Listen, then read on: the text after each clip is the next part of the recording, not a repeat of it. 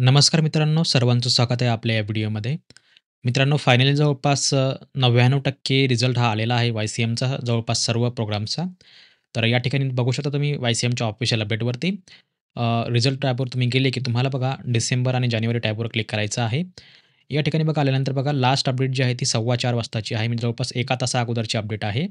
बहुतांश संपूर्ण रिझल्ट आलेला आहे. फक्त एम-ए हिंदी एन-ई-पीचा रिझल्ट बाकी आहे. आय थिंक तो पण रिझल्ट लागलेला आहे. कारण बऱ्याच विद्यार्थ्यांना रिझल्ट दिसत आहे.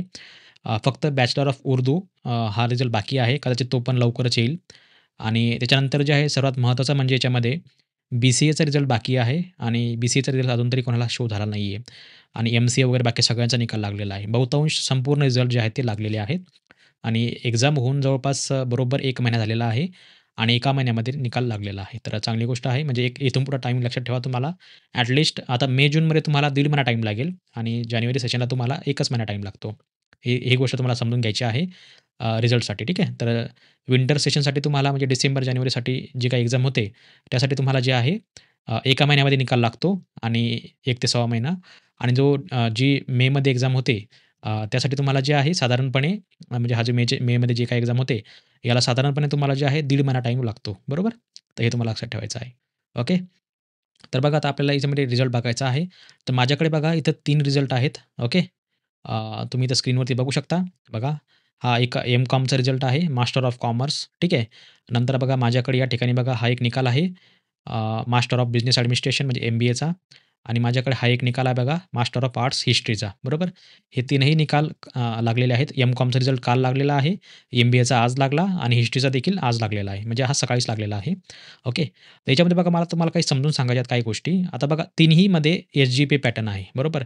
परंतु एम-कॉम आणि याच्यामध्ये जो काही आपला हा आहे हिस्ट्री, एम-ए हिस्ट्री, बरोबर? एम-ए हिस्ट्री आणि एम-कॉम जो आहे हा एन-ई-पी पॅटर्न आहे.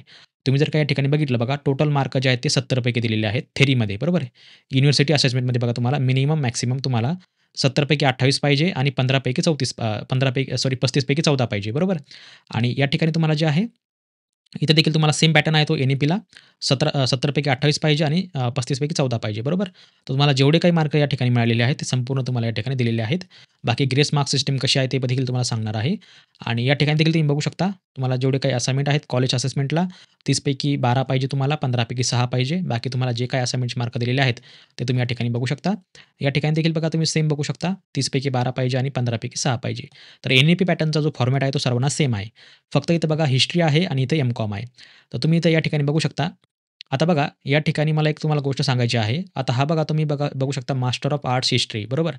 सर्वांनी व्हिडिओ ध्यानपूर्वक ऐका. बघा या ठिकाणी बघा हा जो विद्यार्थी आहे, आपला विद्यार्थी आहे के-टी-एच-एम कॉलेज नाशिकचा. याला बघा या ठिकाणी हिस्ट्री 517 जो आहे, यामध्ये बघा 70 पैकी 28 पाहिजे. त्याला फक्त 22 मार्क मिळालेले आहेत आणि या 22 मध्ये त्याला बघा 6 मार्कांचा ग्रेस मिळाला. बरोबर. किती मार्क कमी पडले? 28 पाहिजेत. तर 6 मार्क कमी पडले. म्हणजे 22 आणि 6 किती 18 सॉरी 28 बरोबर. तर इथं बघा बघू शकता तुम्ही याला डॉलरचं साइन आहे. डॉलरचं साइन म्हणजे काय थोडक्यात कंडोनेशन अप्लाइड बरोबर. म्हणजे थोडक्यात काय तुम्हाला ग्रेस मार्क्स वगैरे मिळालेले आहेत. बरोबर. तर हे झालं एका विषयामध्ये. बाकी विषयामध्ये हे सर्व विषयामध्ये क्लिअर आहेत. बरोबर. म्हणजे काही अडचण नाही कुठल्या विषयामध्ये. पण याच्यामध्ये असं अजून एक वाय-सी-एमने अशी तरतूद केलेली आहे. माझ्याकडे 2 रिझल्ट आलेले आहेत, की त्यामध्ये त्यांना जर तुम्ही 2-3 विषयामध्ये 1-2 मार्कांनी फेल होत असाल, तर तुम्हाला त्या तिन्ही विषयामध्ये किंवा दोन्ही विषयामध्ये तुम्हाला ग्रेस मार्क्स देऊन पास केलं जाऊ शकतं. टोटल ग्रेस मार्क्स किती तुम्हाला मिळू शकतात या ठिकाणी त्यांनी सांगितलेलं आहे 6 मार्क बरोबर. टोटल ग्रेस मार्क्स तुम्हाला 6 मिळू शकतात. जर समजा समजून घ्या, की ह्या विषयामध्ये तुम्हाला आता बघा समजा हा विषय आहे बरोबर.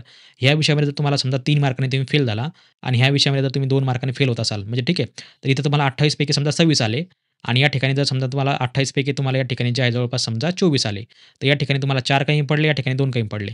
तर तुम्हाला या ठिकाणी 4 मार्क दिले जातील, या ठिकाणी 2 मार्क दिले जातील आणि दोन्ही विषयामध्ये तुम्हाला असा डॉलरचं साइन येईल, ज्याला आपण काय म्हणतो कंडोनेशन किंवा त्याला तुम्हाला जे आहे त्या ठिकाणी ग्रेस मार्क मिळतात. बरोबर. असा रिझल्ट आपल्यासमोर आलेला आहे. हा बघा हा एम-ए हिस्ट्रीचा आहे. ठीक आहे. हा तर नॉर्मल रिझल्ट आहे. या ठिकाणी त्यांना ग्रेस मिळालेला आहे 6 मार्कांचा. तर अभिनंदन. यांचा टोटल एच-जी-पी-ए जो आहे तो 6.91 आहे. टोटल मार्क त्यांना 550 पैकी 355 आहेत आणि ई-जी-पी त्यांना टोटल 152 आहे. आता बघा ई-जी-पी काय असतं? ई-जी-पी काय असतं? ठीक आहे. क्रेडिट काय असतात? ठीक आहे. मार्क वगैरे पर्सेंटेज कसे काढायचे? यावर आपण सविस्तर व्हिडिओ घेणार आहे. तरी तुम्हाला मी व्हिडिओच्या शेवटी आपल्या ह्या व्हिडिओच्या शेवटी तुम्हाला मी थोडक्यात सांगेल तुम्हाला हे कशाप्रकारे कॅल्क्युलेट वगैरे करतात ते. ठीक आहे. चला हा मार्कशीट संपली आपली. आता बघा हा जो रिझल्ट आहे बघा एम-कॉमचा, हा एक पालघरचं कॉलेज आहे मुंबईचं. ठीक आहे. इथला एक रिझल्ट आहे. तुम्ही या ठिकाणी बघू शकता हा रिझल्ट आहे बघा एम-कॉमचा. ठीक आहे. मी विद्यार्थ्याचं नाव वगैरे सर्व काही हाईड करून ठेवलेलं आहे या ठिकाणी. तुम्ही बघू शकता बघा, इथे डॉलरचं साइन आहे, इथे डॉलरचं साइन आहे, इथे डॉलरचं साइन आहे. बरोबर? 3 विषयामध्ये याला ग्रेस मिळाला. तर आता ही गोष्ट कशी पॉसिबल आहे? बघा 70 पैकी 28 मार्क पाहिजे, गड्याला पडले 27 मार्क. ठीक आहे. आता मुलगा आहे का मुलगी आहे मला माहिती नाहीये. तर इथे त्याला 1 मार्क वाढवून दिला. बरोबर? म्हणजे हा झाला त्याचा 1 ग्रेस. आता याच्याकडे ग्रेस मार्क किती उरले? 5. बरोबर? 5 मार्क उरले. आता बघा या ठिकाणी जे आहे तुम्ही बघू शकता, ह्या विषयामध्ये बघा त्याला 28 पैकी 70 पैकी 28 पाहिजे, इथे त्याला 26 मिळाले. इथे त्याला 2 मार्क मिळाले. बरोबर? 2 आणि 1 3 राहिले किती 3 मार्क. ह्या विषयात त्याला 70 पैकी 28 पाहिजे, त्याला मिळाले 25 म्हणजे या ठिकाणी 3 मार्क. बरोबर? 28 झाले. तर असे याला 1, 2 आणि 3 टोटल झाले त्याचे 6 मार्क. तर असे त्याला 6 ग्रेस मार्क मिळालेले आहेत. तुम्ही या ठिकाणी बघू शकता. ठीक आहे. ऑर्डिनन्समध्ये तुम्ही बघू शकता 6 मार्क्स. ठीक आहे. तर या ठिकाणी 1, 2, 3 अशा ह्या तिन्ही विषयामध्ये त्याला ग्रेस मार्क मिळालेले आहेत. तर ही तरतूद पॉसिबल आहे. कारण मी थोडा विचार केला याच्यावरती, की हे खरोखर पॉसिबल आहे. जर समजा तुम्हाला एखाद्या 2 विषयामध्ये तर तुम्हाला समजा 2-2 मार्कांनी तुमचा विषय राहिला असेल, ठीक आहे? किंवा 3-3 मार्कांनी विषय राहिला असेल. आता मी हे सांगू शकत नाही, हे नक्की बी-एसाठी लागू आहे का बी-कॉमसाठी लागू आहे. परंतु हे जे आहे एम-कॉमसाठी, एम-एसाठी हे लागू आहे एवढं मला नक्की कळालेलं आहे. आणि हा पॅटर्न सेम जो आहे एम-बी-एला देखील लागू आहे.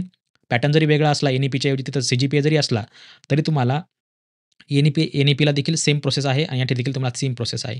बघा याला 27 इथे 1 मार्क कमी पडला, तर त्याला 1 मार्काचा ग्रेस मिळालेला आहे. ठीक आहे. इथे त्याला बघा 2 मार्क कमी मिळाले, त्याला इथे 2 मार्काचा ग्रेस मिळाला. इथे 3 मार्क कमी मिळाले, इथे 3 मार्काचा ग्रेस मिळाला. तर ही देखील तरतूद पॉसिबल आहे. फक्त तुमचे टोटल मार्क जे आहेत ते 6 पर्यंत आलेले आहेत. तर नशीब चांगलं गड्याचं, की खूपच खतरनाक रिझल्ट आहे.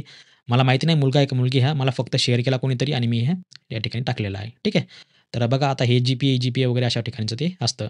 तर असं खूप कमी लोकांना मार्क वगैरे मिळतात. पण तुम्हाला एक गोष्ट लक्षात घ्यायची आहे. जर तुमचे 2 विषय जर फेल झाले असाल, तर तुम्ही अशा प्रकारची ट्रिक ते वापरू शकता. तुमचे जर का 6 मार्कामध्ये जर तुमचं पासिंग होत असेल, तर तुम्ही मला सांगा. आपण वाय-सी-एमसाठी जे आहे त्या गोष्टीवर अप्लाय करू. बी असो का बी-कॉम असो तुम्ही सगळ्यांचं सांगा. आपण त्यावर तरतूद शोधूया. ठीक आहे. कारण असं होऊ शकतं एखाद्या विद्यार्थ्याला 30 मार्क पडले आणि एखाद्या विद्यार्थ्याला समजा 26 मार्क पडले. बरोबर? तर 26 ठीक आहे 28 आणि 30 बरोबर? तर 28 4 मार्क कमी पडले, 30ला 32 मार्क 2 मार्क कमी पडले बरोबर? म्हणजे तुम्हाला 28 आणि 30 मार्क जर का असेल, तर तुम्ही जे आहे यासाठी पात्र आहात. तुम्ही या प्रकारे 2 विषयामध्ये तुम्ही कंडोनेशन अप्लाय करू शकता किंवा तुम्हाला ग्रेस मार्क वगैरे मिळू शकतात. ठीक आहे. तर ही झाली फक्त एम-कॉमची प्रोसेस. याला क्लोज करूया. ठीक आहे. आता बघा हा आपल्याकडे एम-कॉमचा रिझल्ट आहे. ठीक आहे. सॉरी एम-बी-एचा आहे. आता हा रिझल्ट कोणाचा आहे मी तुम्हाला लास्टला सांगेल. ठीक आहे. आता बघा हा एम-बी-एचा रिझल्ट आहे. तुम्ही या ठिकाणी बघू शकता. ओके. हा देखील के-टी-एमचा विद्यार्थी आहे. तुम्ही बघू शकता एम-बी-ए 101 जो पहिला विषय होता त्यामध्ये बघा थेरी 80 मार्काचा होता, बरोबर? तर 80 पैकी तुम्हाला याच्यामध्ये 32 मार्क पाहिजे होते. तर मिळाले 34 म्हणजे दुप्पट मार्क मिळाले. ठीक आहे, चांगली गोष्ट आहे. इथे बघा तुम्हाला 80 पैकी 32 पाहिजे होते, मिळाले 71 म्हणजे फक्त 9 मार्क कमी मिळाले जवळपास. याचा रिझल्ट जर का तुम्ही बघितला ग्रेडमध्ये तर आउटस्टँडिंग आहे, बरोबर? तर याला आउटस्टँडिंग म्हणजे काय जो जी-पी-ए आहे, ग्रेस पॉइंट जे आहेत ते 10 पैकी 10 आहेत. म्हणून त्याला आउटस्टँडिंग दिलेलं आहे, बरोबर?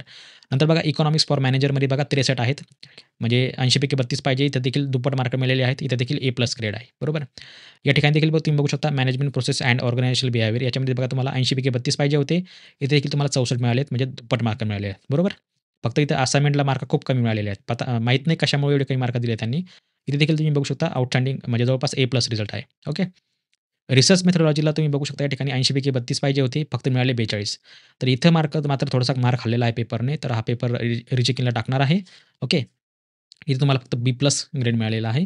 बाकी स्टेटस पास आहे. सगळ्या गोष्टी मार्क देखील 376 आहेत. चांगली गोष्ट आहे. एच-जी-पी-ए जो आहे तो 8.80 आहे. ओके.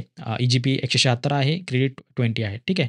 आता बघा तुम्हाला सांगतो मी, ई-जी-पी, क्रेडिट, एच-जी-पी-ए आणि टोटल मार्क यांचा काय संबंध आहे, बरोबर? आता तुम्हाला थोडक्यात सांगतो मी. आता बघा तुम्ही या ठिकाणी हा जो चार्ट आहे, तुम्ही इथं बघू शकता. यू-ए म्हणजे युनिव्हर्सिटी असेसमेंट यामध्ये तुमचे थेरी पेपर होतात. सी-ए म्हणजे कॉलेज असेसमेंट ज्यामध्ये तुमच्या असाइनमेंट जमा होतात, ज्या तुम्ही ऑनलाईन जमा केल्या आणि टोटल मार्क जे आहेत ते दोघांचे ॲडिशन करून तुम्हाला मिळतात. 100 पैकी 40 पाहिजे तर तुम्हाला 78, 85, 79, 76, 58 असे तुम्हाला याच्यामध्ये मार्क वगैरे मिळतात. ठीक आहे. आता हे झालं बघा या ठिकाणी. आता आपण समोर बघूया. इथे जर का तुम्ही बघितलं आता बघा तुम्हाला एक गोष्ट समजून जाईल, की इथे तुम्ही बघू शकता सी-आर म्हणजे काय थोडक्यात क्रेडिट. तर सी-आर जे असतात, ठीक आहे. तर सी-आर हे फिक्स असतात. प्रत्येक विषयाला तुम्हाला 4-4 पॉइंट दिलेले असतात, बरोबर. आता बघा या ठिकाणी जे पेपर जे आहेत तुमचे 5 आहेत, 4 पंचे 20. तर टोटल जे क्रेडिट आहे या एम-बी-ए सेमिस्टर 1साठी 23 क्रेडिट आहेत. हे फिक्स ठरलेलं आहे. हे प्रत्येकाला सेम असतात, बरोबर. क्रेडिट आहेत 4-4 ठरलेले आहेत, बरोबर. नंतर जे जी-आर आहे, बरोबर याला म्हणतो आपण ग्रेड. तर ग्रेड ए प्लस आहे, ओ आहे, ए प्लस आहे, ए प्लस, बी प्लस, ठीक आहे. तर हे कसं ठरलेलं आहे तुम्हाला ह्या जी-पी-वरून म्हणजे थोडक्यात काय तर ग्रेड पॉइंटवरून, ठीक आहे. तर हे जे ग्रेड पॉइंट आहेत, हे कशाप्रकारे तुम्हाला मिळालेले आहेत? या मार्क्सच्या अभावी, बरोबर. तर मार्क्सचा एक क्रायटेरिया दिलेला असतो. जर समजा तुम्हाला एक आय थिंक काहीतरी तो फॉर्म्युला दिलेला असतो तुम्हाला या ठिकाणी 70 नाही आय थिंक काहीतरी 70 राइट. 70 ते 80 जर का 71 ते 80 जर तुम्हाला मार्क असतील, बरोबर 71 ते 80 असेल, तर तुम्हाला जी-पी 9 असतो आणि 81 ते 90 जर का असेल, तर तुमचा जी-पी 10 असतो. ठीक आहे. असं काहीतरी आहे ते बहुतेक आय थिंक मला काही एवढं लक्षात नाही माझ्या. आणि 71 ते 80 मग इथं इथं थोडासा कमी आहे. 71 ते 80 म्हटलं इथं 9 आला. बरोबर 71 ते 80 9 मध्ये येतो आणि 81 ते त्याच्या पुढं जे आहे ते 10 येतो.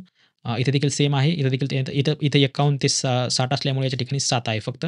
असा काहीतरी तो आहे याच्यामध्ये ठरलेला आणि हे जे ई-जी-पी आहे, ठीक आहे. हे जे एव्हरेज आहे सर्वांचं, तर हे 36, 40, 36, 40, 36, 28 हे कसे आले? बरोबर.